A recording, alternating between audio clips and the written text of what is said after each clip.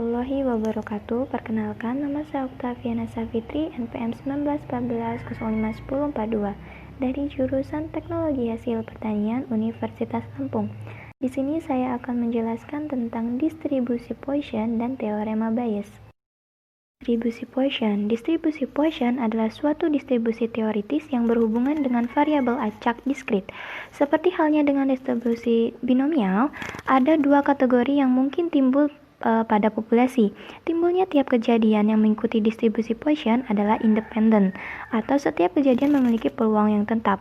Jumlah individu yang dihadapi itu besar sekali, sedangkan peluang jumlah atau timbulnya suatu individu termasuk kategori termasuk kecil.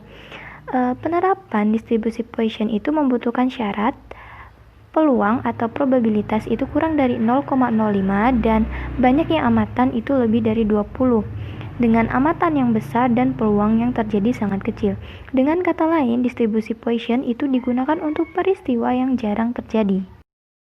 Tujuan penggunaan distribusi Poisson adalah untuk menentukan peluang berbagai peristiwa dalam periode yang panjang dalam daerah yang spesifik. Digunakan dalam menghitung distribusi Poisson adalah peluang kejadian X, di mana nu pangkat X dikali E pangkat min nu dibagi X faktorial. Dengan kata lain, nu adalah rata-rata keberhasilan di mana diperoleh dari perkalian antara N dan P. N adalah banyaknya amatan, sedangkan P adalah probabilitas sukses atau peluang sukses. Dengan X adalah variabel random diskrit dan E bilangan logaritma natural atau neovarian. Yang diketahui adalah 2,71828. Angka ini diperoleh jika kita memencet atau mengklik tombol E pada kalkulator, akan timbul angka 2,71828. Nah, angka inilah yang digunakan dalam perhitungan probabilitas dalam distribusi Poisson. Ini kita akan membahas tentang contoh soal. Contoh soalnya ini, soalnya terdapat 200 penumpang yang telah memesan tiket untuk sebuah penerbangan ke luar negeri. Jika probabilitas penumpang yang telah mempunyai tiket tidak akan datang adalah 0,7%, maka berapakah peluang 4 orang yang tidak akan datang?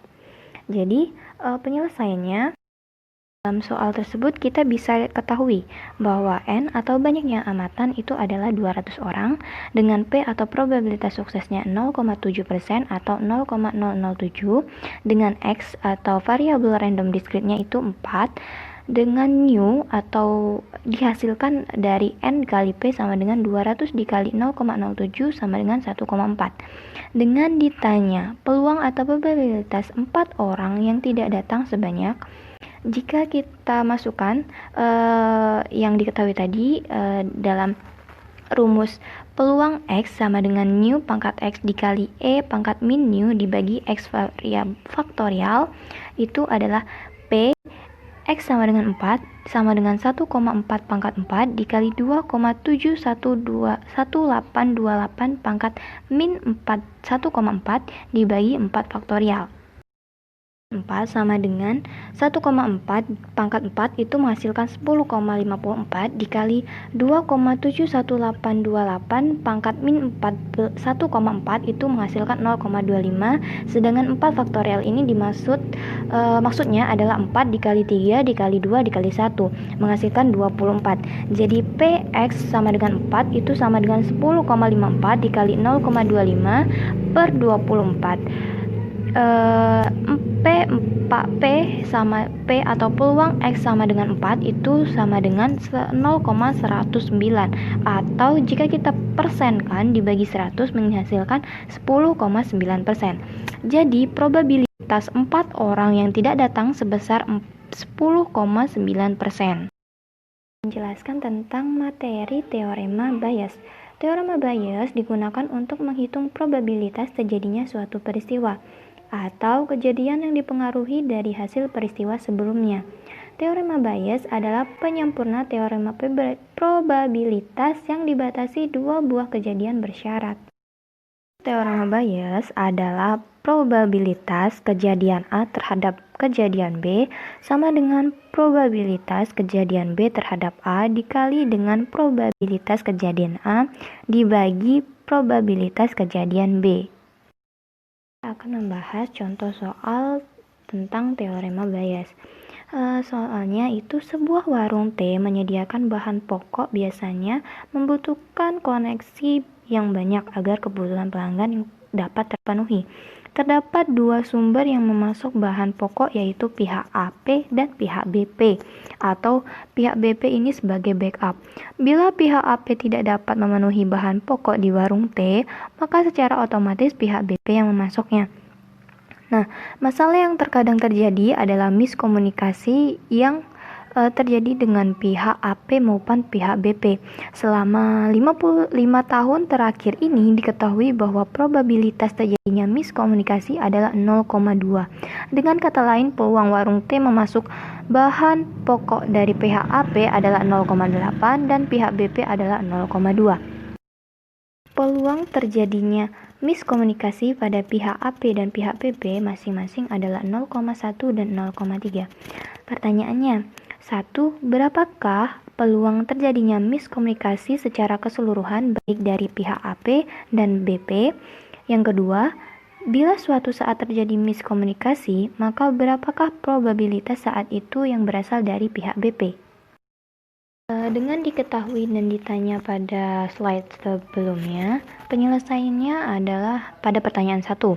Probabilitas kejadian A itu sama dengan probabilitas B1 dikali probabilitas kejadian A terhadap B1 ditambah probabilitas B2 dikali probabilitas kejadian A terhadap B2 dengan sama dengan 0,8 dikali 0,1 ditambah 0,2 dikali 0,3 sama dengan 0,14. Jadi peluang terjadinya miskomunikasi secara keseluruhan itu sebanyak 0,14. Sedangkan penyelesaian pertanyaan kedua itu adalah peluang B2 terhadap A atau kejadian A. P probabilitas B2 dikali probabilitas A kejadian A terhadap B2 dibagi probabilitas kejadian A sama dengan 0,2 dikali 0,3 dibagi 0,14 dengan 0,08 dibagi 0,14 itu menghasilkan 0,43. Jadi, probabilitas terjadinya miskomunikasi dengan pihak BP itu sebesar 0,43. Dari soal tersebut diketahui bahwa probabilitas B1 adalah 0,8, probabilitas B2 adalah 0,2, sedangkan probabilitas kejadian A terhadap B1 adalah 0,1 dan probabilitas kejadian A terhadap B2 adalah 0,3. Dengan B1 adalah pihak AP sebagai pemasok dan B2 adalah pihak BP sebagai pemasok. Sedangkan A pihak yang mengalami miskomunikasi. Ditanya, peluang terjadinya miskomunikasi secara keseluruhan itu 1. Yang kedua, probabilitas saat terjadi miskomunikasi dengan pihak BP. Baiklah, sekian atas penjelasan yang dapat saya sampaikan tentang distribusi Poisson dan teorema Bayes. Apabila terdapat kesalahan kata, kesalahan tulisan, dan kesalahan hitung atau perhitungan, saya mohon maaf. Kurang lebihnya saya mohon ampun kepada Allah Subhanahu wa Ta'ala. Saya akhiri. Wassalamualaikum warahmatullahi wabarakatuh. Terima kasih.